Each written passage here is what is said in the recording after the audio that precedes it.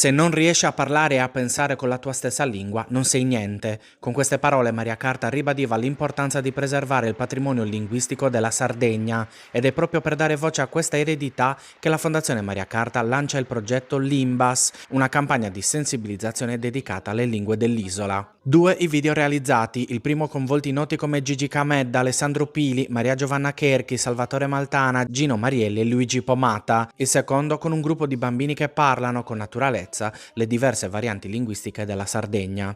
A chiudere entrambi i filmati, la voce della stessa Maria Carta a ricordare l'importanza delle radici isolane. L'iniziativa mette in evidenza le pari dignità di tutte le lingue presenti in Sardegna, dal logudorese al campidanese, dal tabarchino all'algherese catalano. L'obiettivo è chiaro: valorizzare la lingua sarda e le sue varianti affinché non restino relegate al passato, ma continuino a vivere nel presente e nel futuro.